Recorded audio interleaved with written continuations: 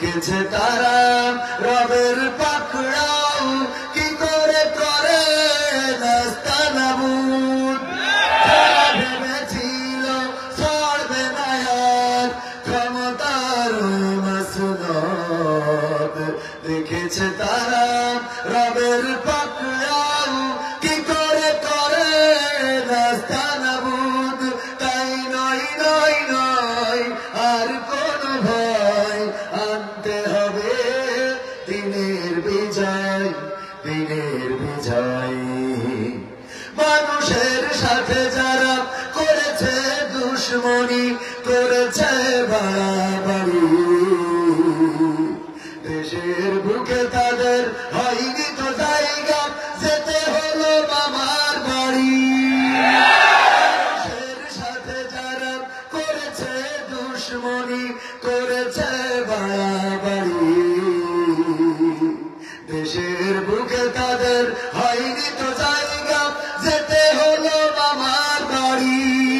তাই নয় নয় নয় আর কোন ভয়, আনতে হবে দিনের বিজয়, দিনের বিজয়। কাবার খাই যেই মহারব পাঠিয়েছিলেন বাবি, আজ তিনি দয়াময় তেমনই আছে, বদলেনি তো একদিন।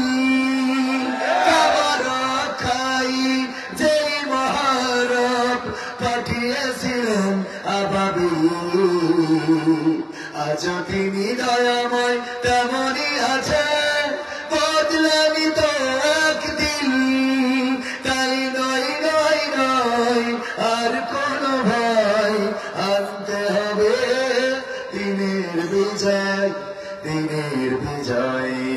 সাহস নিয়ে দাঁড়িয়েছ তাই মুক্ত হয়েছে জমিন, সাহস করে দাঁড়ালে আর একবার কায়েম হয়ে যাবে দিন। ঠিক না বেঠে?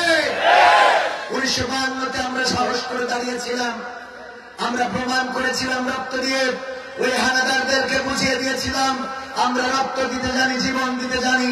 সবুজ ঘাস আমরা রক্তে রঞ্জিত করে দিতে জানি, পিচ ঢালা কালো পথ আমরা রাঙাতে জানি, কিন্তু মায়ের ভাষার অধিকার ছেড়ে দিতে জানি না।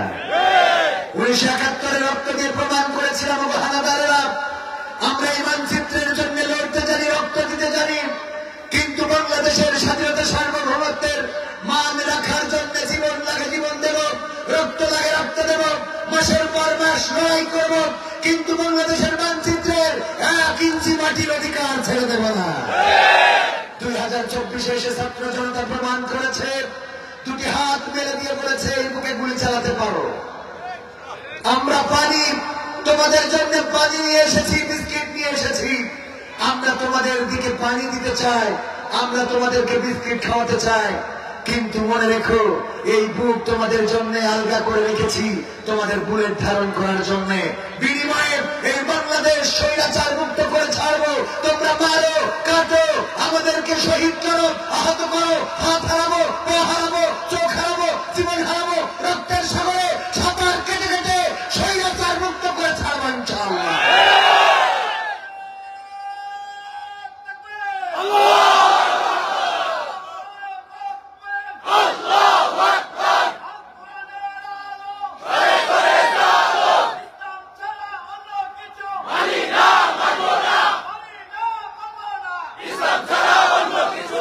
সংগ্রামী তাওহীদি জনতা, আমরা 1952-তে দেখিয়েছি, 71-এ দেখিয়েছি, 2024-এ দেখিয়েছি, এখনো লড়াই থেমে যায় নাই।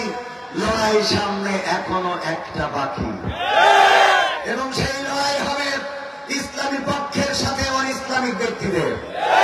ইসলামী জাতীয়তাবাদ এবং ইসলামী মূল্যবোধে যারা বিশ্বাসী তারা এক পতাকা তলে আসবে, আর বাতিল অপর পতাকা তলে যাবে। ইসলামী আন্দোলনের নেতা কর্মীরা তাওহীদি জনতাকে যদি কোরআন কায়েমের জন্য ডাক দেয়, রাজপথে থেকে যদি বুকের তাজা রক্ত ঢালতে হয়, কোরআনকে বুকে ধারণ করে বুকের তাজা রক্ত এই জমিনে ঢেলে সেই রক্তের সাগরে সাঁতার কেটে কেটে বাংলার জমি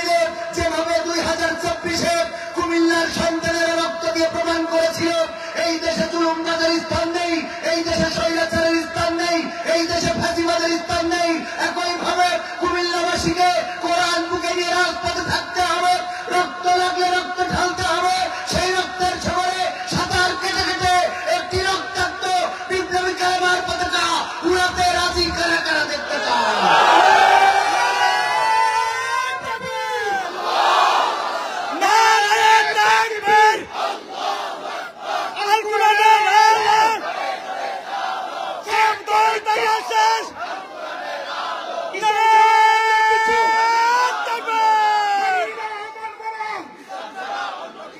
সংগ্রামী তাওহীদি জনতা, ছাত্র জনতা যেভাবে নেমেছিল দল মত নির্বিশেষে, এমনকি ধর্মীয় রেষারেষি ভেদাভেদ সবকিছু ভুলে একইভাবে কোরআনকে বুকে নিয়ে রাজপথে নামতে রাজি আছেন। আমাদের বক্তব্য হলো কোরআন তো কোনো দলের নয়, দলের। অনেকেই মনে করে হুজুরা এসে মনে হয় জামাতে ইসলামের কথা বলে, সারওয়ানা ইসলামের, তাবলিগি ইসলামের, মোটেও নয়। আমি বলেছি এই দেশে যদি আওয়ামী লীগ কোরআনকে কায়েম করে দিত, এই আওয়ামী লীগকে ক্ষমতায় রাখার জন্য আলেম ওলামারা রাজপথে রক্ত দিত। বিএনপি যদি কোরআন সংসদে বসাতে চায়, সেই বিএনপিকে সংসদে যাওয়ার জন্য এই আলেম ওলামারা রক্ত দেবে, বলেন ঠিক কিনা? কিন্তু জামাতে ইসলাম যদি কোরআনের বিপক্ষে যায়, সেই জামাতে ইসলামকেই এই আলেম ওলামারা প্রতিবাদ করে তাদের চেয়ার থেকে নামিয়ে দেবে, বলেন ঠিক কিনা? আমাদের বক্তব্য, আমাদের মেসেজ অনেকেই বুঝতে চায় না, বুঝতে পারেও।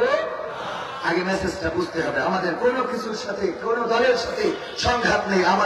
আমাদের চাওয়া হলো আল্লাহর জমিনে আল্লাহর কোরআন খাই। আমরা আল্লাহর দল করি। কার দল করি? কোরআনের সাথে যারা করবে দ্বন্দ্ব, তাদের সাথে কবু হবে না আপোষ।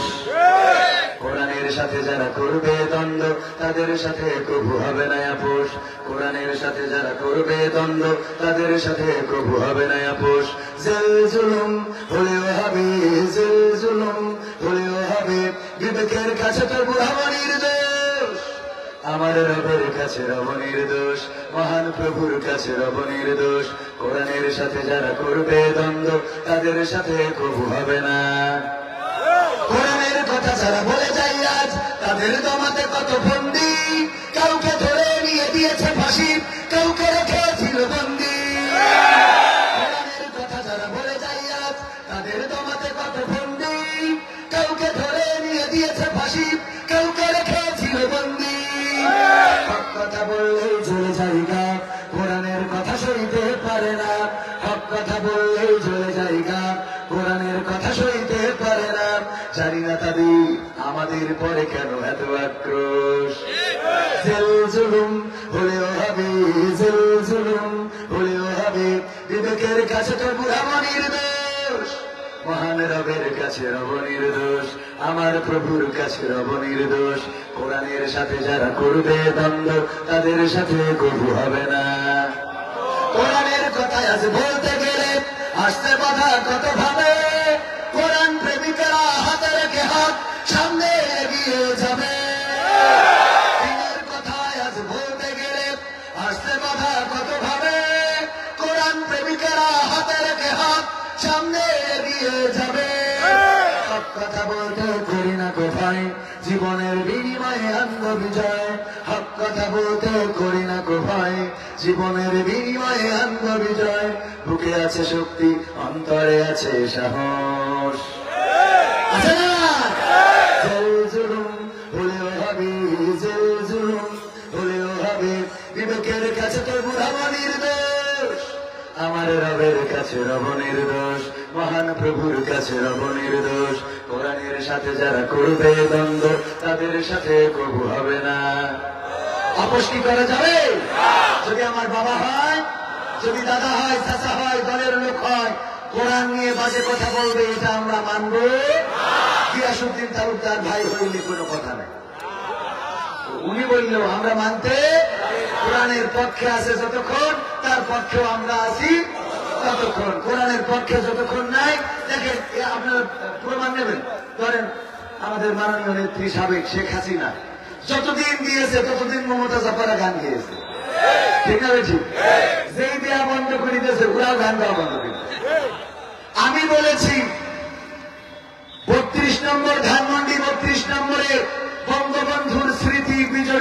বাড়িটা ভেঙে তছনছ করে দিল, চুরমার করে দিল। আর এত বড় বড় বাঘা বাঘা নেতা যারা সংসদে গল্প শোনাতো যে বঙ্গবন্ধু হত্যার পরে বন্দুক নিয়ে নাকি বের হয়েছিল, শামীম ওসমান হাফিজাউল্লাহ বলেছেন কথা কয় 80-90 রাকাত তাহাজ্জুদ পড়া হাফিজাউল্লাহ বললো যে যখনই আমার মা বললো যে বঙ্গবন্ধুর হত্যা করা হয়েছে আমি বন্দুক নিয়ে বেরোই পড়লো, বলেছে না বলে নাই? ধানমন্ডির এই বাড়িটা ভেঙে ছারখার করে দিল। আওয়ামী লীগের এত বড় বড় নেতা, বাঘা বাঘা নেতা, তারা কেউ রাজপথে নামলো না, দাঁড়ালো না, তারা এটার প্রতিবাদ করলো না। আমার কথা হলো এখন থেকে চায়ের দোকানে ব্রিটান বার বাজে খেলা হবে, এইগুলো আমরা মানতে রাজি না। কারণ এই বাড়ি আমার ওবায়দুল কাদের কাকার বাড়িতেও হামলা হয়েছে, ঠিক না বেঠে? এইগুলো ঠেকাইতে পারো না। আর চার দোকানে ব্রিটান আর কাউকে আপা আসতেছে, হ্যাঁ আমি বলেছি আপা আসবে। আপা যদি কোরআনের পক্ষে থাকতো তাহলে আপাকে দাদার দেশে নয়, প্রয়োজনে মক্কায় ফটোদাম হজ করার জন্য, ঠিক না বেঠে? আমার মাঝে মাঝে মাথায় ধরে না। 5 তারিখের পরে বললো সংখ্যালঘু নির্যাতন হচ্ছে। কি লঘু? আমি খুঁজে খুঁজে দেখলাম এই বাংলাদেশে সংখ্যালঘুদের নিজের সাক্ষাৎকার নিয়েছি।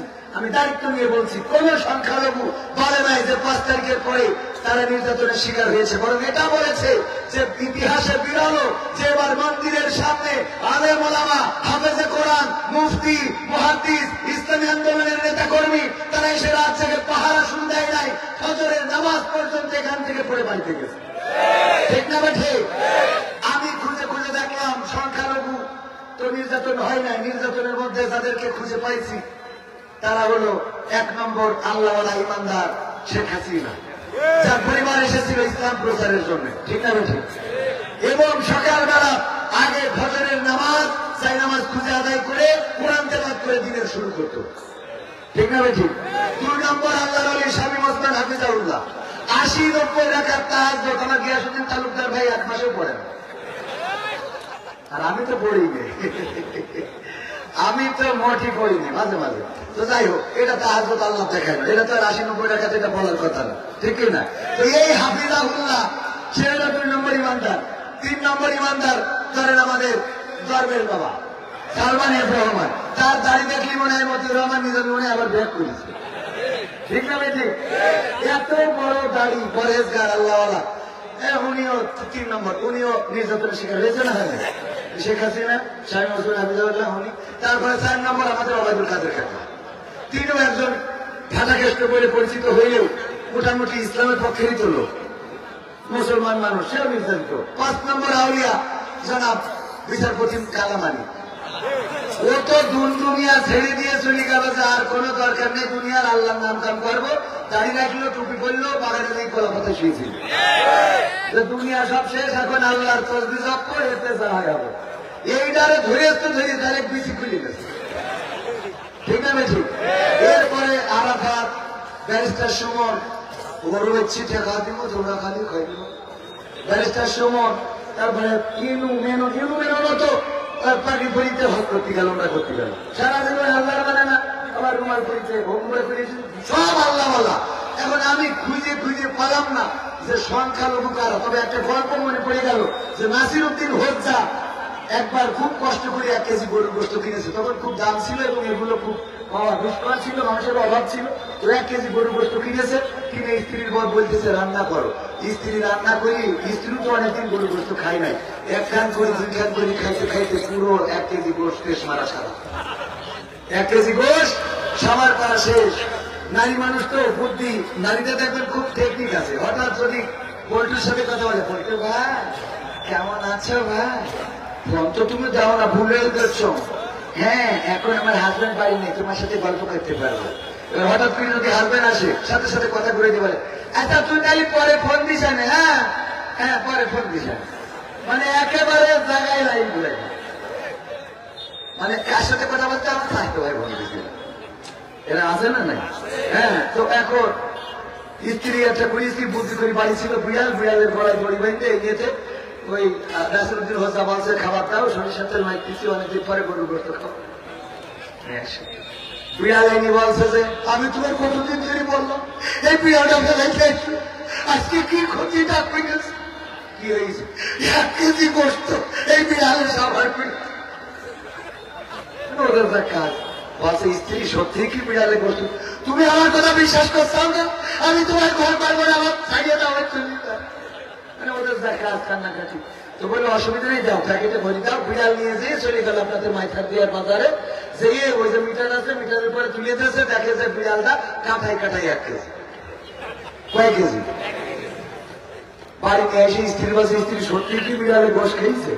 ওই তুমি এখন আমার অবিশ্বাস করতেছ, আমি তোমার ঘর পারবো না, এমন আমার মানে কান্নাকাটি কয় না, আমি তোমার অবিশ্বাস। আমার দুঃখ হলো এই বিড়ালটা ওজন দিলাম, দেওয়ার পরে দেখলাম কাটাই কাটাই 1 কেজি। আমার প্রশ্ন হলো যদি এটা সেই বিড়াল হয় তাহলে আমার গোস্ত কই? আর এটা যদি সেই গোস্ত হয় তাহলে আমার সে বিড়াল ডাকো। কথা বোঝেননি? তো সংখ্যালঘু নির্যাতিত হচ্ছে, একটা হিন্দু পেলাম না, বৌদ্ধ পেলাম না, খ্রিস্টান পেলাম না, সব তো আল্লাহর ওলি পীর সাহেব, কেউ দাঁড়িয়ে রেখেছে আর কেউ কেটেছে। এই লোকগুলো নির্যাতিত হয়েছে। তাই এরা যদি সংখ্যালঘু হয় তাহলে সে তাহাজ্জুদ গুজারি রাখবে, আর এরা যদি তাহাজ্জুদ গুজারি হয় তাহলে নির্যাতন হচ্ছে সংখ্যালঘু, সে তা রাখবে। আমার কথা কি বুঝতে পারিছে? কোরআন পড়তে ভালো লাগে, কোরআন শুনতে ভালো লাগে, কোরআন জানতে ভালো লাগে, কোরআন মানতে ভালো লাগে না। ঠিক না বেঠে? কোরআন পড়তে ভালো লাগে, কোরআন শুনতে ভালো লাগে, কোরআন জানতে ভালো লাগে, কোরআন মানতে ভালো লাগে না। নামাজেতে পড়লে কোরআন মনটা শীতল হয়, কারির তেলাওয়াত শুনিলে প্রাণ জুড়িয়ে যায়। নামাজেতে পড়লে কোরআন মনটা শীতল হয়, কারির তেলাওয়াত শুনিলে প্রাণ জুড়িয়ে যায়। সেই কোরআনের ব্যাখ্যা দিলে কলিজাতে আগুন জ্বলে, সেই কোরআনের ব্যাখ্যা দিলে অন্তরেতে আগুন জ্বলে। বিরোধিতাও চলে কেন তা জানি না। কোরআন পড়তে ভালো লাগে, কোরআন শুনতে ভালো লাগে, কোরআন জানতে ভালো লাগে, কোরআন মানতে ভালো লাগে। কোরআন পড়ে দেখতাম ওরা শুরু করতো দিন, তারাই আবার চাইতো না দেশে কোরআনের আইন। কোরআন পড়ে দেখতাম ওরা শুরু করতো দিন, তারাই আবার চাইতো না দেশে কোরআনের আইন। এটা যে কেমন নীতি, তাই তো এ দুর্গতি, করছে মোদের ক্ষতি কেন তা বুঝি না। কোরআন পড়তে ভালো লাগে, কোরআন শুনতে ভালো লাগে, কোরআন জানতে ভালো লাগে, কোরআন মানতে ভালো লাগে না। কোরআন বুকে চুমু খাওয়ার লোকের নাই অভাব, সেই কোরআনের বিরোধিতা আবু জাহেলের স্বভাব। এখনো এই জাতি আছে না? না, অনেকেই কোরআনের সাথে রাজনীতির সম্পর্ক খুঁজে পায় না। আমিও বলি, আমিও রাজনীতির সম্পর্ক কোরআনের সাথে পাই না। আপনারা কি আমার কথার সাথে একমত? পাই না। এই কোরআনের রাজার নীতি তো নাই, এটা আছে আল্লাহর নীতি। কার নীতি? কথা যা বলেছে সেটা ঠিক, ঠিক না ঠিক? কোরআনের সাথে কোন রাজার নীতির সম্পর্ক নেই, কোরআনের সাথে কোন বাচ্চার নীতির সম্পর্ক নেই। কোরআনে তো সেই নীতি যে রাজার রাজা, যে বাচ্চার বাচ্চা, এই পৃথিবী আসমান জমিন তার মধ্যকার যিনি সব কিছু সৃষ্টি করেছেন, সেই মহান রবের নীতি এই কোরআনের মধ্যে। রাজার নীতি নয়, রাজার উপরে যিনি আছেন, রাজাকে যিনি রাজা বানান, সেই রাজার নীতি এই কোরআনে আছে। বলেন ঠিক? সুতরাং কথা ভুল বলেন, হ্যাঁ? কোরআন বুকে চুমু খাওয়ার লোকের নাই অভাব, সেই কোরআনের বিরোধিতা আবু জাহেলের স্বভাব। আমরা সুবিধা মতো তাই এই বুকে ক্ষত, এরা মাঝে না নাই সুবিধা মতো মাঝে মাঝে আছে না নাই? মিলাদ করতে আগে আল্লাহর ওলিরা নাম ছিল, হিসাব করতো ভোটের সময়, আর ভোট হয়ে গেলে এই দাদার দেশে হ্যাঁ হ্যাঁ কথা কয় না, ঠিক না বেঠে? কোরআনে বুকে চুমুকার লোকের নাই অভাব, সেই কোরআনের বিরোধিতা আবু জাহেলের স্বভাব, মানবা সুবিধা মতো তাই এই বুকে ক্ষত, দেখলে এমন কিছু সইতে পারি না। কোরআন পড়তে ভালো লাগে, কোরআন শুনতে ভালো লাগে, কোরআন জানতে ভালো লাগে, কোরআন মানতে ভালো লাগে। এমন মানুষ আছে না নাই? আছে, তোর কমে যায় নাই? আছে, আছে, এখানে আছে, এই শ্রোতাদের মধ্যে আছে। হাত করেন কি একটা এদের তো সব বিশ্বাসে, ঠিক না ঠিক? কোরআনের বিরোধিতা করবেন, আলেম ওলামার বিরোধিতা করবেন। আজকে দেখেন আগের কি অবস্থা হয়েছে। আমরা তো ইতিহাস জানানোর চেষ্টা করেছি, ফিরআউন, নমরুদ, হাওয়ান, কামার, তারপরে কারুন, আবু জাহেল, আব্রাহা, কত মানুষের ইতিহাস সারাটা জীবন শোনানোর চেষ্টা করলাম। এ থেকে কেউ শিক্ষা বিনিময়ে কি হয়েছে? ক্ষমতায় কেউ স্থায়ী হয় না, হোক না সে হাসিনা কি পারে না, সে আর চিরকাল থাকে না, ঠিক না বেঠে? সে আর কি আমারও চিরকাল থাকবে? গিয়াসউদ্দিন তালুকদার ভাই যদি চেয়ারম্যান হয়, উনি যদি চেয়ার ধরে, উনারও চিরকাল থাকবে? যদি আমার কাসার ভাই মেম্বার হয়, উনি যদি চেয়ার পায়, উনার কি চেয়ার চিরকাল থাকবে? আমার আত্মার ভাই দিয়া ডুলু ডুডু মালয়েশিয়া সারামিয়া দায়িত্ব শিল্লায় দিয়া, হ্যাঁ dia saya punya daikasi dulu Malaysia sepa ada sini, ada orang dulu Malaysia angkat tangan ramai orang dulu Malaysia, alhamdulillah। হ্যাঁ এই তো ভাই আমার মালয়েশিয়ায় আমরা একসাথে রুকন ছিলাম, মেম্বার ছিলাম, উনি আমার দায়িত্বশীল ছিলেন, উনিও আমার দায়িত্বশীল ছিলেন, আমি ওনাদের কর্মী ছিলাম। এদের সাক্ষী একেবারে প্রমাণ দিয়ে গেলাম। তো ভাইয়ের আমার এই কেন বলছিলাম, ও ক্ষমতার চেয়ার চিরদিন থাকে না। তো আক্তার ভাই যদি এমপি হয় ধরে নেন, তো আক্তার ভাই এমপি হইলে কি চেয়ার চিরদিন থাকবে নাকি? থাকবে না। আমি এখানে বক্তা, আমার চেয়ার কি চিরকাল থাকবে?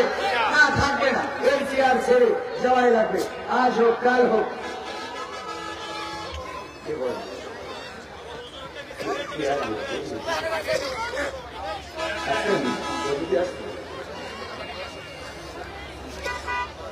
আমাদের শ্রোতাভাজন ডাক্তার মারুফ হোসেন সাহেব, হ্যাঁ উনি কয়েকদিন আগেও আমরা একসাথে যে তিতাসের মাহফিলে ছিলাম, অত্যন্ত ভালো মানুষ, এবং ওনার আব্বাও তো ডক্টর খন্দকার মোশাররফ হোসেন, ঠিক বলেছি তো?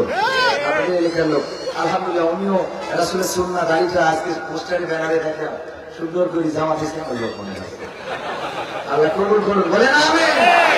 হ্যাঁ, সেদিন এক জায়গায় গেলাম বিএনপির আয়োজনে মাহফিল, তো যে দেখি সব নেতারা সব দাঁড়িয়ে গেলাম, আপনাদের তো দেখতে যাও আমাকে জন্য কি করে।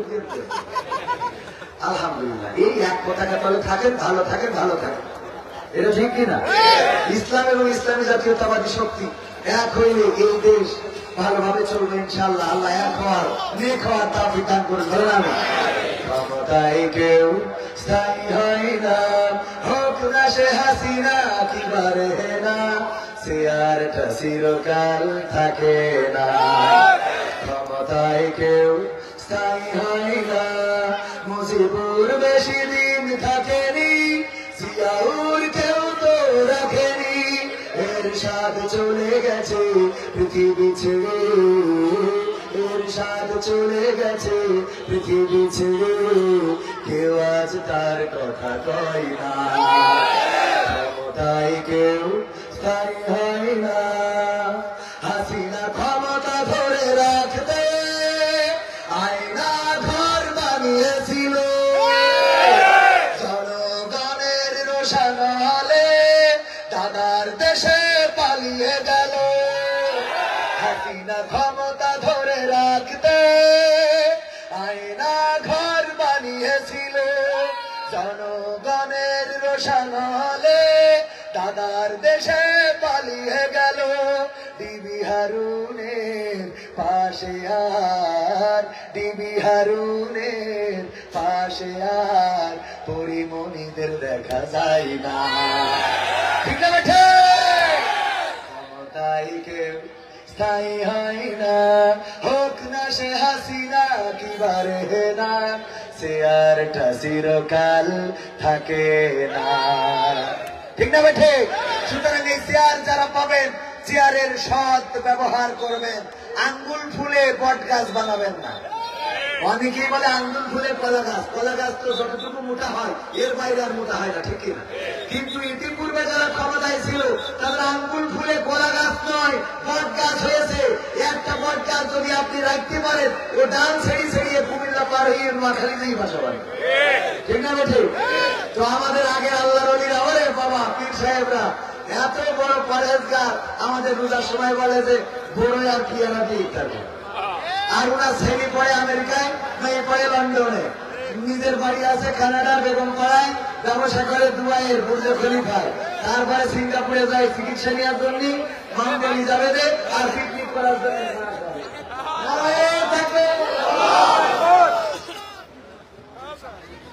আমাদের প্রধান অতিথির আগমন মাহফিলের পক্ষ থেকে, তাওহীদি জনতার পক্ষ থেকে নারায়ে তাকবীর।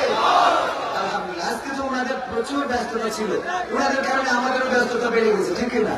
রাস্তায় জ্যাম, এতদিন এত কর্মী ঘরে ছিল, আমি তো অবাক হয়ে গেছি। এত আল্লাহ কবুল করুন, বলেন আমি এগুলো যেন অন্তত রাজপথে থাকে, রাজপথে থাকার দরকার আছে না নাই? ষড়যন্ত্র থেমে নাই, তারা ফাঁস হয়ে গেছে। বেনজির এমন নজিরবিহীন কথা বলেছে, আইন ও প্রশাসনের লোক হিসেবে এই কথা অন্তত তার বলা উচিত ছিল না, বলেন ঠিক কিনা? সে কিন্তু প্রকাশ করে দিয়েছে প্রশাসনে অন্তত 90% আছে আল্লাহর ওলিদের লোক। ঠিক না বেঠে? বলেছে তারা সামনে থাকবে, শুধু রাজপথে নামা দরকার, তার জন্য কাজ চলছে। এই জন্য প্রশাসন ট্রাফিকের দায়িত্ব পালন করে। ওমা জ্যাম পড়ি বসে আছে, আছে না নাই? পুলিশ ফোন দিয়েছে 999-এ, উনি প্রোটোকলের কথা বলে আসে না, সহযোগিতা করে না। অনেক পুলিশ এখনো তাদের প্রেতাত্মা রয়েছে। আইনের পোশাক যারা পড়েছে, মাথায় রাখতে হবে প্রজাতন্ত্রের কর্মচারী তারা। আমাদের রক্ত ঘাম পানি করে টাকায় আমরা তাদের মাসে মাসে বেতন দিই, আমাদের টাকায় তারা বেতন এবং ভাতা পায়। সুতরাং জনগণের নিরাপত্তা দিতে ব্যর্থ হলে এই জাতীয় প্রশাসনকে বাংলাদেশ আশ্রয় দেওয়া হবে না, টাকার দেশে পাঠিয়ে দেওয়া হবে।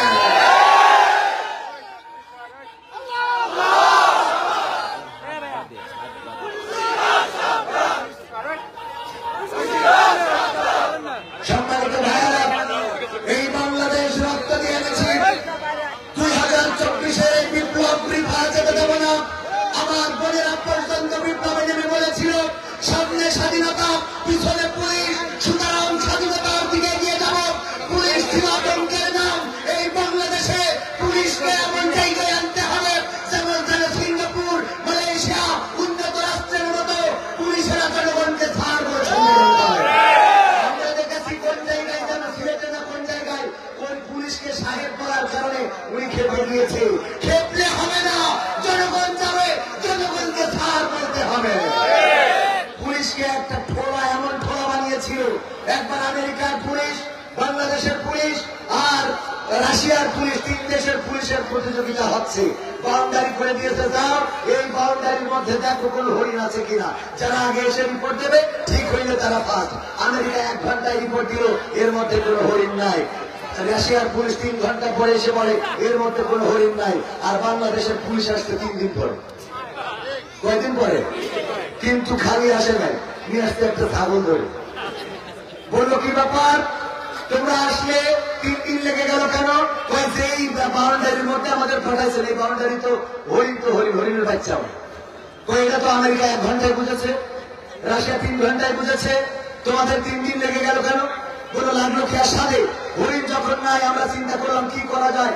আর 3 দিন ধরে ছোটাছুটি করে এই গোলের মধ্যে একটা ছাগল পেয়েছি, এইটা ধরে আনছি। ওই ছাগল কি করতাম? ওই ছাগল কি করবেন, আপনি তো হরিণ খুঁজতে পাঠাইছেন। তো হরিণ যেহেতু নাই, ছাগল আনছি। এইটারে 15 দিন রিমান্ড রেখে দেন, ও রিমান্ডে নিয়ে নিজেই বললাম হরিণ। কথা কি বোঝা গেছে? কিছু হইলে কে কি করলো কে কি করে নাই মামলা ডক্টর খন্দকার মারুফ সাহেবের নামে আছে না নাই? জামাত বিএনপির নামে আছে না নাই? কিছু হইলেই গাদাত করে বোমা, এটা বিএনপি জামাতের কাজ, ঠিক না বেঠে? যা কিছু হোক, কোন যাচাই বাছাই তদন্ত ছাড়াই, আর পুলিশও তাকে জিজ্ঞেস করে আসলে কি এটা খন্দকার মোশাররফ হোসেনের ছেলে এই কাজটা করেছে? ভাই আমার বলা লাগবে না, রিমান্ড 15 দিন দেন, দেখেন বোঝেননি কথা কি বোঝা গেছে? এই পুলিশ বাহিনী বাংলাদেশের জনগণ চায় না।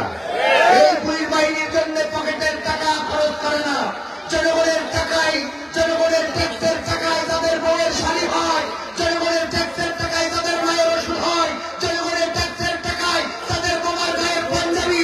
তারা যদি জনগণকে নিরাপত্তা দিতে ব্যর্থ হয়, এই বাহিনী পুরোটাই ঠেলে সাজিয়ে ছাত্র বাহিনীদেরকে চাকরি দিয়ে গোটা প্রশাসনকে দাদার দেশে পাঠিয়ে দিতে হবে, কারণ তারা দাদার দেশের প্রেসক্রিপশন নিয়ে এই বাংলাদেশ শাসন করে বলে থাকতে পারে।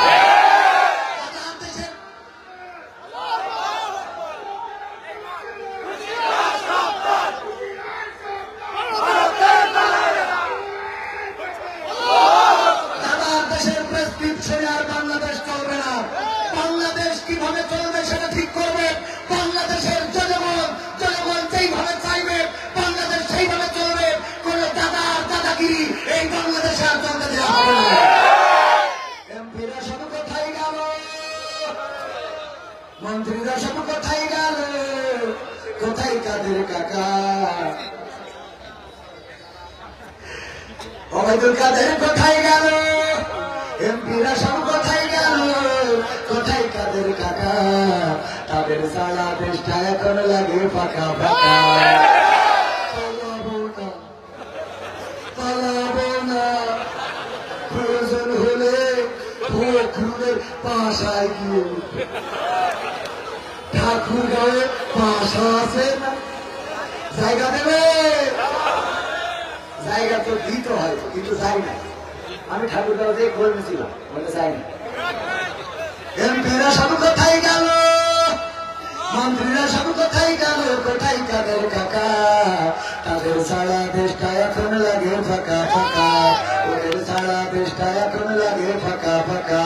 পালাবে না, পালাবে না, পালাবে না, পালাবে না, যাই না তবু দেখা। তাদের সারা দেশটা এখন লাগে ফাঁকা ফাঁকা, ওদের সারা দেশটা এখন লাগে ফাঁকা ফাঁকা। আইন মন্ত্রী আটকে গেল আইনেরই ফাঁকে, গাড়ি ছাড়া দরবেশের ভণ্ড ভণ্ড লাগে। আইন মন্ত্রী আটকে গেল আইনেরই ফাঁকে, গাড়ি ছাড়া দরবেশের ভণ্ড ভণ্ড লাগে।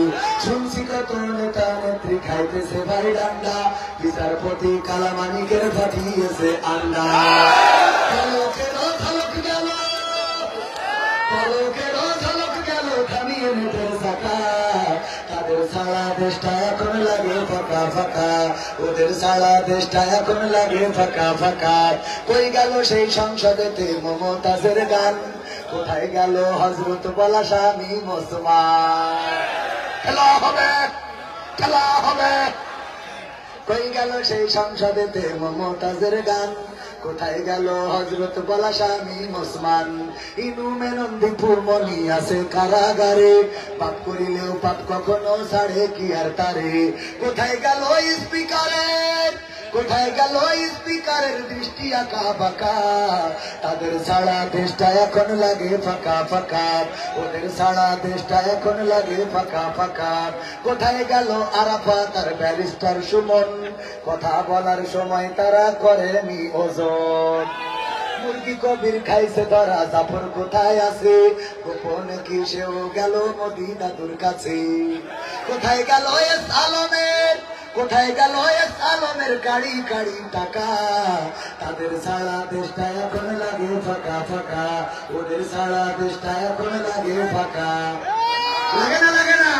আগে টেলিভিশন শুনে আমরা জানতে পারতাম কেমন করে কুমড়া দিয়ে বেগুনি বানানো যায়। আমরা টেলিভিশন থেকে শিখেছি কেমন করে গণতন্ত্র চিনি নাই আমি, জানি না গণতন্ত্র। গণতন্ত্র দেখিনি আমি, শুনেছি গণতন্ত্র। শুনেছিলাম আমি বাংলাদেশের গণতান্ত্রিক রাজা, যখন যারে মনে চেয়েছে ধরে দিয়েছে সাজা। শুনেছিলাম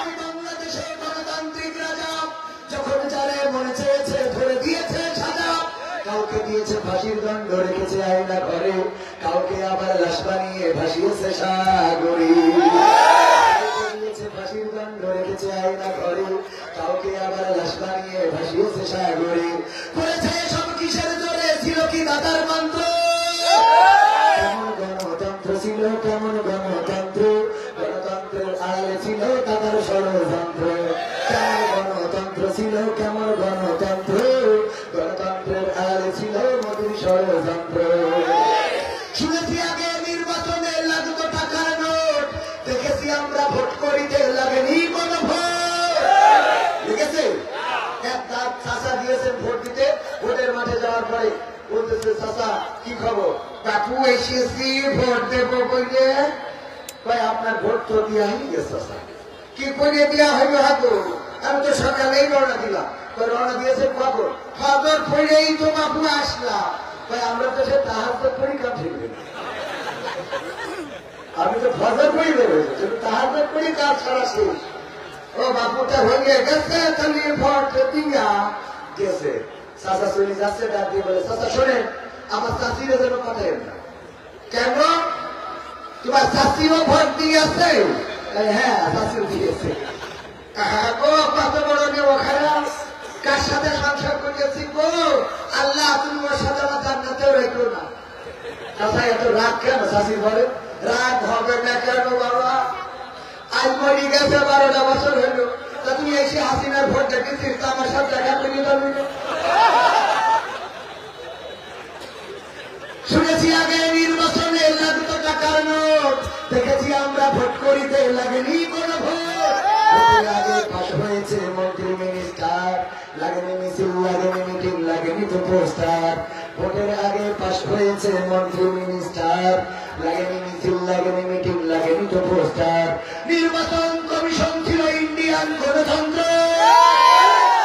গণতন্ত্র ছিল কেমন গণতন্ত্র, গণতন্ত্রের আড়ালে ছিল রায়ের ষড়যন্ত্র। গণতন্ত্র ছিল কেমন গণতন্ত্র, গণতন্ত্রের আড়ালে ছিল দাদার ষড়যন্ত্র। বিরোধী দল যারা সংসদে ছিল তারা ছিল পোষা ময়না, দেশে দলে পড়ে হয়েছিল তাই তবুও তো কিছু পায় না। বিরোধী দল যারা সংসদে ছিল তারা ছিল পোষা ময়না, দেশ দলে পড়ে হয়েছিল তাই তবুও তো কিছু পায় না। শাসনে ছিল না সততা নিষ্ঠা, বিচারের ছিল না মান, সংসদে বুঝি তাই শোনা যেত মমতাজের গান। শাসনে ছিল না সততা নিষ্ঠা, বিচারের ছিল না মান, সংসদে বুঝি তাই শোনা যেত মমতাজের গান। বিরোধী দল নাই, ওটা তো ছিল ডিজিটাল ষড়যন্ত্র। কেমন গণতন্ত্র ছিল, কেমন গণতন্ত্র, গণতন্ত্রের আড়ালে ছিল দাদার ষড়যন্ত্র। কেমন গণতন্ত্র ছিল, কেমন গণতন্ত্র, গণতন্ত্রের আড়ালে ছিল মোদির ষড়যন্ত্র। নায়েবেরা চুল কোরআনের পাখি বলতো মানুষ যারে, 13টি বছর সেই মানুষের রেখেছিল কারাগারে। চুল কোরআনের পাখি বলতো মানুষ যারে, 13টি বছর সেই মানুষের রেখেছিল কারাগারে। আইনের কথা বলতে গেলেই করতো গ্রেফতার, ইসলামী বই কোরআন হাদিস করতো যে উদ্ধার। কোরআনের কথা বলতে গেলেই করতো গ্রেফতার, ইসলামী বই কোরআন হাদিস করতো যে উদ্ধার। ওসবে নাকি থাকতো লেখা নাশকতার মন্ত্র। কেমন গণতন্ত্র ছিল, কেমন গণতন্ত্র, গণতন্ত্রের আড়ালে ছিল দাদার ষড়যন্ত্র। আমরা কি সেই গণতন্ত্র আর চাই? আমরা বাংলাদেশে এমন গণতন্ত্র চাই যে গণতন্ত্র কায়েম হওয়ার পরে একজন ভ্যান চালক তার অধিকারের কথা বলতে পারবে, একজন রিকশাওয়ালা কুলি মজুর তাঁতি তার অধিকারের কথা বলতে পারবে, আলেম ওলামারা নির্বিঘ্নে তাদের মত প্রকাশ করতে পারবে, সাংবাদিকেরা তারা নির্বিঘ্নে তাদের কথা